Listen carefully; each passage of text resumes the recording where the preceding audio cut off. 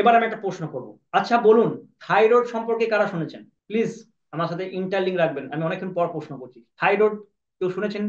Please তার mic open করবেন এবং আমার সাথে কথা বলবেন। থাইরয়েড, স্যার, হ্যাঁ থাইরয়েডটা কি বলুন তো? স্যার আমার আছে, মানে থাইরয়েডের সমস্যা আছে। তো হুম। টিএসএইচ হরমোন যেটা আমার কম, অনেক মানে কম নিঃসরণ হয়। হুম। সেজন্য আমি আপনার 8 বছর ধরে মেডিসিন নিতে হয় আমাকে। আচ্ছা। ভীষণ জটিল সমস্যা, তবে এই সম্পর্কে খুব একটা ক্লিয়ার ধারণা নেই যেটা কি করে ভালো হতে হয়। তবে মেডিসিন নিতে হয়, ডাক্তার দেখাতে হয়। 2 বছর থেকে আমি মেডিসিন গ্রেট, নিই। আপনার এক্সপিরিয়েন্স শেয়ার করলেন, খুব ভালো লাগলো। এবার বলি, এই যে আপনি একটা ভালো কথা বললেন, এই জিনিসটা আমাদেরকে বুঝতে হবে যে আমরা আমাদের রোগ সম্পর্কে জানি না। কি করে জানবো? আমরা সাধারণ মানুষ, আমাদের অসুবিধা হলে আমরা ডাক্তারের কাছে যাই, এটাই ন্যাচারাল, আমরা এটাই করি। ঠিক কথা, কিন্তু এখন আমাদের সুযোগ হয়েছে সেই জিনিসগুলো জানার, বোঝার।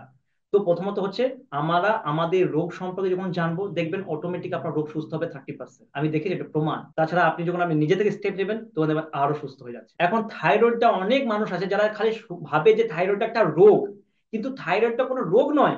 থাইরয়েডটা হচ্ছে আপনার একটা শরীরের অংশের নাম, যে এই জায়গায় অবস্থিত, একে বলা হয় থাইরয়েড। এই যে আপনি পিকচারটা দেখছেন, রাইট থাইরয়েড গ্ল্যান্ড আর লেফট থাইরয়েড গ্ল্যান্ড, এটা হচ্ছে থাইরয়েড গ্ল্যান্ড। আপনার শরীরের একটা অংশের নাম হচ্ছে থাইরয়েড, কোনো রোগের নাম থাইরয়েড নয়।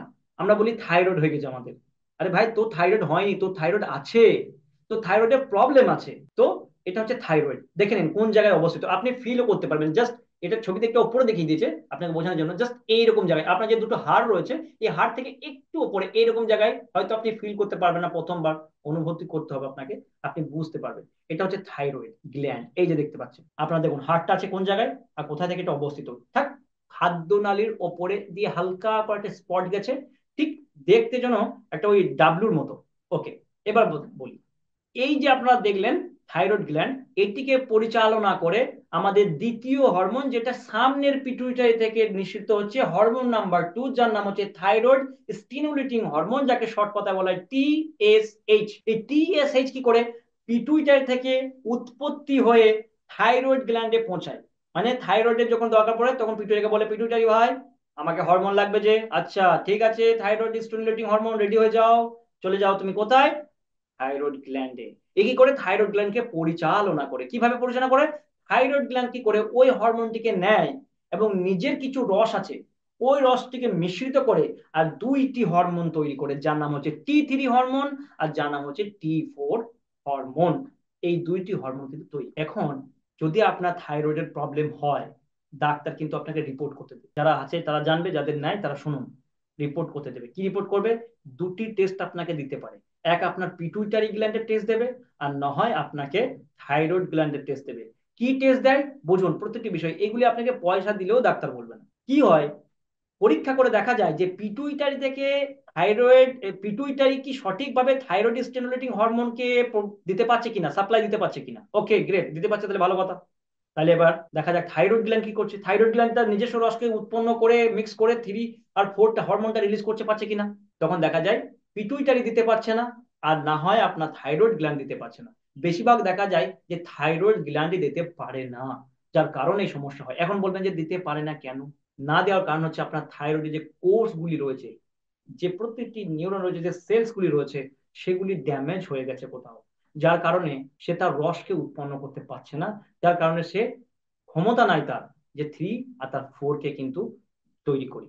এখন বলুন তো, আপনার ব্রেন এত স্ট্রং, আপনার মন এত স্ট্রং, আপনার কোথা থেকে আসছে এই থাইরয়েড, এই সরি এই থাইরয়েড স্টিমুলেটিং হরমোন কোথা থেকে আসছে? পিটুইটারি থেকে। পিটুইটারি কোথা থেকে পাচ্ছে? হাইপোথ্যালামাস থেকে। হাইপোথ্যালামাস কোথা থেকে পাচ্ছে? ব্রেনের নিউরন থেকে। ইয়া, তো ব্রেন যদি আপনার কোথাও ড্যামেজ হয়, তাহলে কি হবে? ওই রস ও ড্যামেজ আসবে থাইমাস গ্ল্যান্ডে। থাইমাস গ্ল্যান্ডে যদি মাল পচা আসে, তাহলে পিটুইটারিও পচা মাল তৈরি করবে।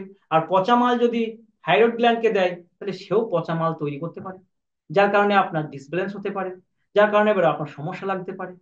এবার বলুন, চলুন এটা বোঝা গেল। এবার আমরা বলবো যে এই থাইরয়েড স্টিমুলেটিং, সরি, এই যে থাইরয়েড গ্ল্যান্ড আছে, এই গ্ল্যান্ডটি কাজ কি করে? কাজ করে এই হরমোন নিয়ন্ত্রণ করে আপনার খিদে লাগবে কিনা। আমরা সকলে বলি না, মা আমার খিদে লেগেছে, পেট চুঁচু করছে, খেতে দাও। অ্যাকচুয়ালি খিদে পেটকে লাগে না, খাবারকে কন্ট্রোল করে আপনার এই গ্ল্যান্ড, যার নাম হচ্ছে থাইরয়েড।